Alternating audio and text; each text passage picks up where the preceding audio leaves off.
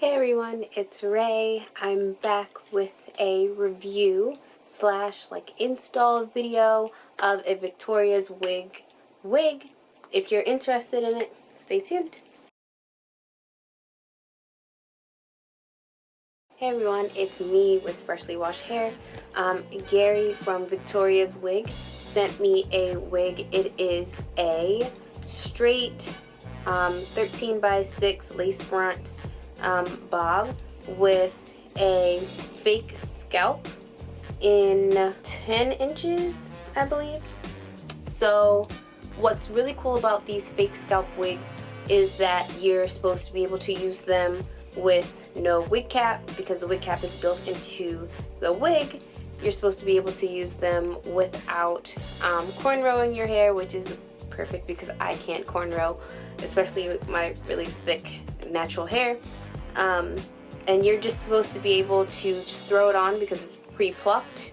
You don't have to glue it or anything like that. No wig cap, anything. You just take it out the packet, put it right on your head, which is the type of wig that I like. So I'm just going to show you a couple of the products that I like to use to prep my hair for a wig install, and then we'll get started with the install.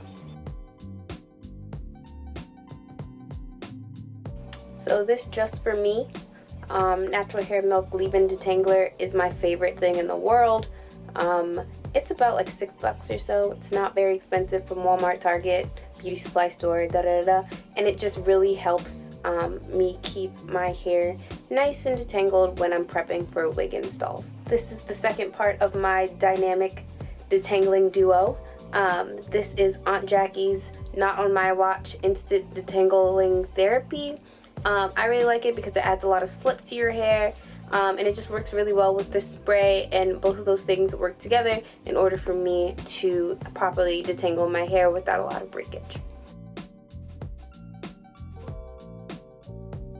Alright, so I just took my hair, put in a bunch of plaits, oiled it up with some grapeseed and olive oil and coconut oil, kind of like a mix of those, and then I just pinned them close as I could to my scalp.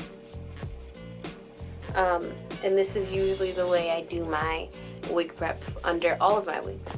But after this, I usually put on a wig cap, but Victoria's Wig said I didn't have to do that, so we'll see.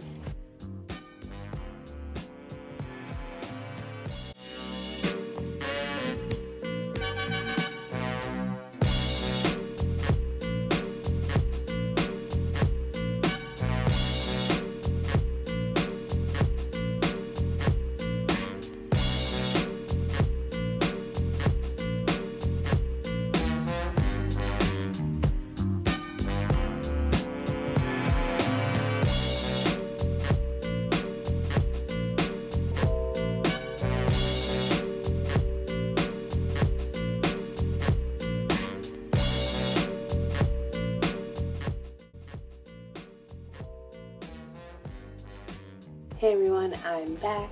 Just wanted to show kind of what I did to the wig.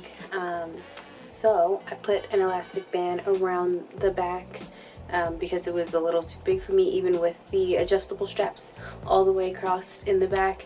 And even with my elastic band kind of pulled as tight as it could be, it's still very loose. I actually have it bobby pinned on the sides.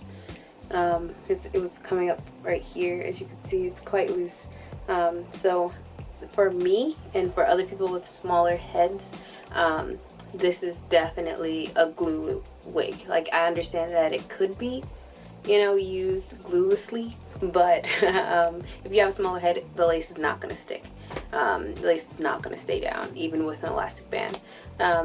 Another thing about the part, I really did like it. I didn't really have a problem with it, other than the fact that it was too light for my skin tone. So if you're my skin tone, which is about an NC50 in MAC, or any darker, then I would suggest having to go in with some powder, and it took a while for the powder to go through both layers of the faux scalp and the lace, but eventually it got there.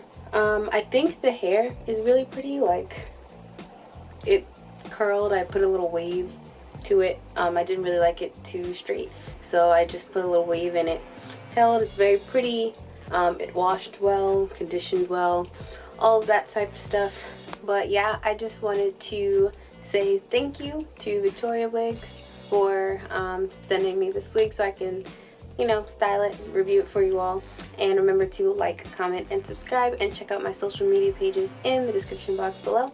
And as always, I appreciate you watching.